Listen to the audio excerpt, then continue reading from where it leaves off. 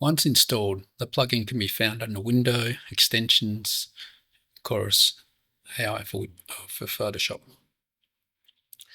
It brings up a floating palette, and you can move this palette around, dock it to the right-hand side under the other panels.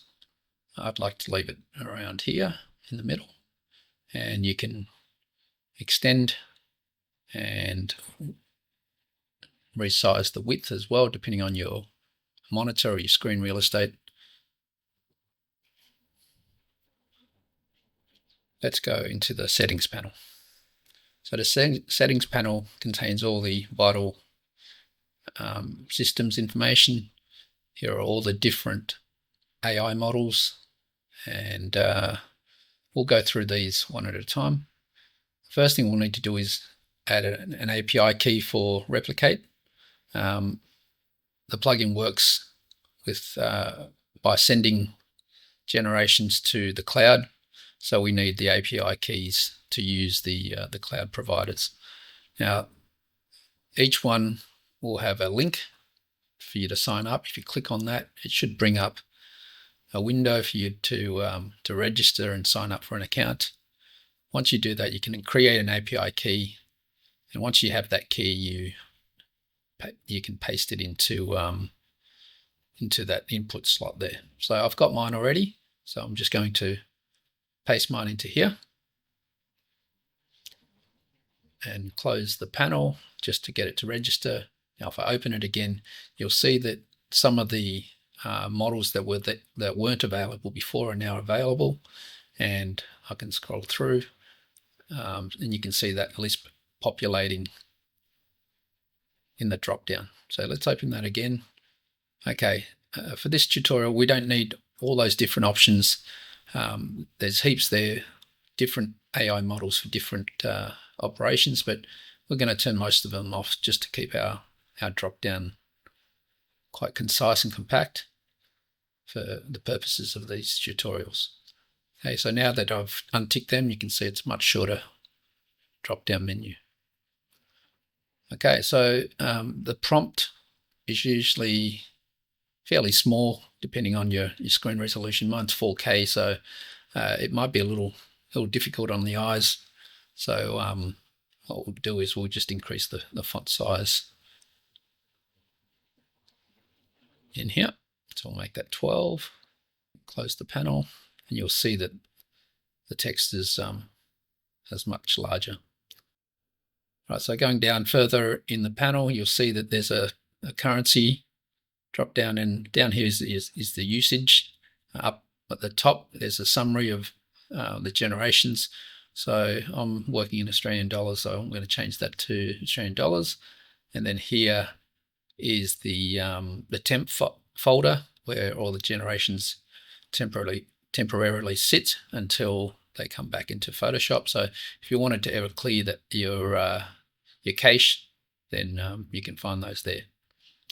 All right, so now we're back in the main.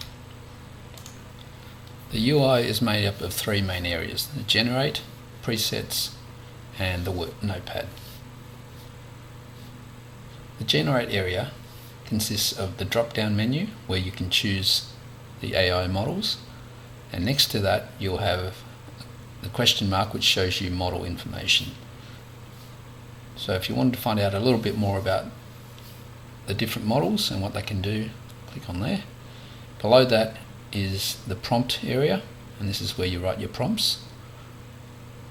I'm just going to paste it in here, and if the prompt is quite long and you need a bit more, you can expand into the expanded view and it will give you a larger view of your prompt. Below that is a reference image area, and here you can add reference images so you can refer to them in your prompts, or you can use it to replace different parts of the image. Very handy for some of those models. Below that again is the resolution, so you can choose your resolution here and the image format. This one, Nano Banana 2, allows you to use image search and Google search.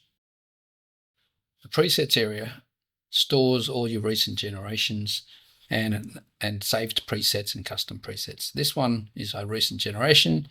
I can click onto it, the thumbnail, and it brings back all the previous prompts, settings, and parameters that you used in order to generate that image. So in this case, it's Seedream, and I generated at 2K, and there's the prompt.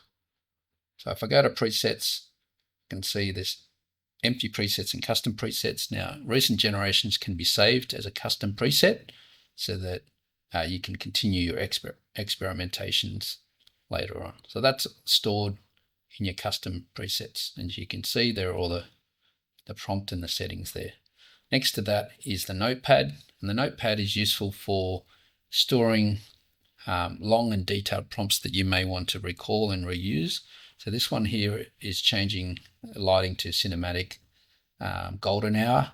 So I've saved that as a preset, and I can use that in when I pick a different model and then paste it into the prompts area. So very useful for storing and reusing custom presets. Create a new note, click New Note, add a title, add some content, and that should save. Now here are some previous ones that I saved, and I can recall those for use later on. So that wraps up our tour of the UI. Hopefully that gives you a bit of an idea of how things work and where to find some buttons and settings and so on. Next we'll go through some practical exercises or some tutorials, some how-tos in order to help you to put some of these features to practical use.